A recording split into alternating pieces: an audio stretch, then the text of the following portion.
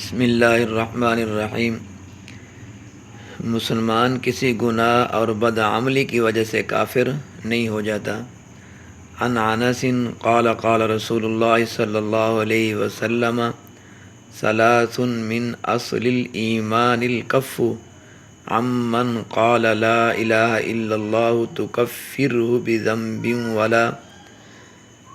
ولا تخرجہ من الاسلام بعمل والجہاد مازن مذ بعثنی اللہ الی ان یقاتل آخر هذه الامة الدجال لا یبطلہ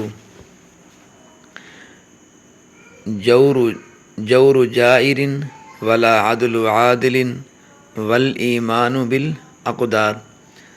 حضرت انس رضی اللہ تعالی عنہ سے روایت ہے کہ رسول اللہ صلی اللہ علیہ وسلم نے فرمایا، تین باتیں اصول اسلام میں داخل ہیں۔ ایک یہ کہ جو شخص کلمہ یعنی لا الہ الا اللہ کا قائل ہو اس کے بارے میں زبان کو روکا جائے، یعنی کسی گناہ کی وجہ سے اس کی تکفیر نہ کی جائے، اور کسی بدعملی کی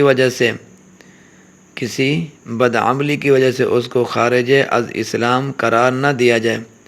اور دوسری چیز اصول اسلام میں سے جہاد ہے، وہ اس وقت تک جاری رہے گا جب مجھے اللہ نے رسول بنا کر بھیجا، اور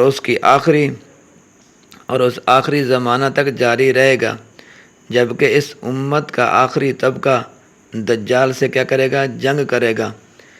مسلمانوں کے حکمران خاص ظالم ہوں یا منصف، جہاد بہرحال جاری رہے گا۔ کیا حکمران خاص ظالم ہوں یا منصف، یعنی کہ انصاف کرنے والوں، ہر صورت کے اندر جہاد کیا ہوگا؟ جاری رہے گا۔ کسی ظالم حکومت کا ظلم اور عادل حکمران کا عدل اس کو ختم نہیں کرے گا، یعنی جہاد والے کام کو ختم نہیں کرے گا۔ اور اصول اسلام میں سے تیسری چیز تقدیر پر ایمان لانا۔ اس حدیث میں تین باتوں کو اصول اسلام سے بتلایا گیا ہے۔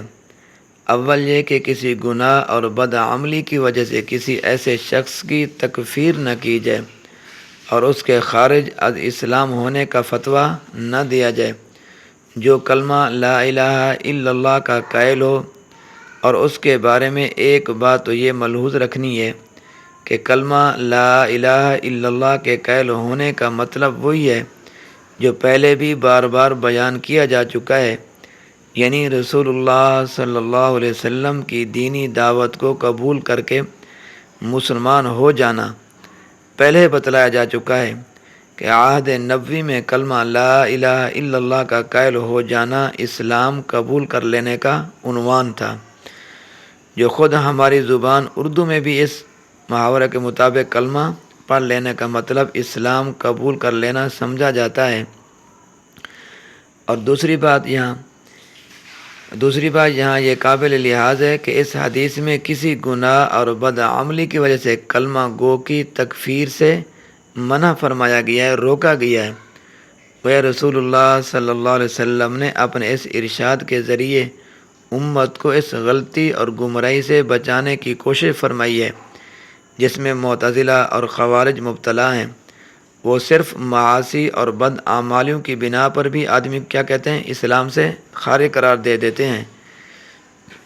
لیکن اہل سنت کا مسلک اس حدیث نبوی کے مطابق یہی ہے کہ کوئی مسلمان صرف اپنی بدعملی اور اپنے معاصی کی وجہ سے اسلام سے نہیں نکلتا اور کافر نہیں ہو جاتا۔ حدیث کے اس جز کا مقصد مدعا یہی ہے کہ جب ایک شخص کلمہ پڑھ کر ایمان لے آیا اور اسلام کو اس نے اپنا دین بنا لیا، تو اس کے بعد اگر اس سے گناہ سرزد ہو جائے اور وہ بد اعمالیوں میں مبتلا دیکھا جائے تو صرف عمل کی اس خرابی کی وجہ سے اس کو کافر اور خارج از اسلام نہ قرار دیا جائے۔ پر ایسے لوگوں سے اس حدیث کا کوئی تعلق ہی نہیں ہے جو کسی ایسی چیز کا انکار کر کے خود ایمان اور اسلام کے دائرے سے نکل جائیں جس پر ایمان لانا مسلمان ہونے کے لیے شرط ہے۔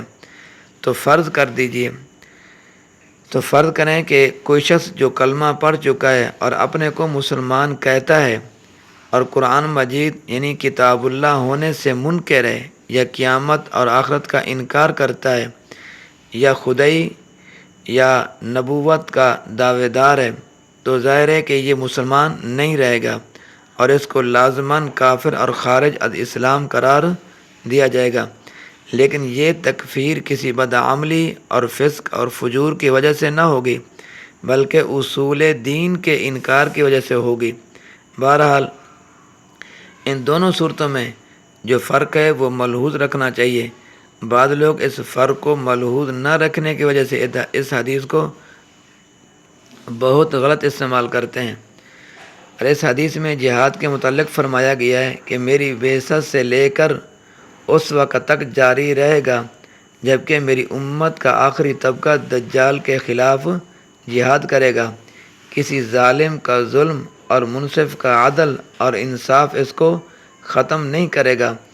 اس آخری فقرے کا مطلب یہ ہے کہ اگر کسی وقت مسلمانوں کی حکومت کا نظام غلط ہاتھوں میں ہو اور حکمران غلط قسم کے اور ظالم ہوں، تب بھی جہاد ساقط نہ ہوگا، اور کسی کے لیے یہ عذر کرنا صحیح نہ ہوگا کہ ہم ان غلط کار حاکموں کی ماتحتی میں جہاد نہیں کریں گے، بلکہ حکومت پر تسلط خواہ اچھوں کا ہو یا بروں کا ہو، بہرحال ان کی ماتحتی میں کیا ہوگا؟ جہاد کرنا ہوگا۔ اللہ تبارک و تعالی میرا اور آپ کا حامی و ناصر ہو۔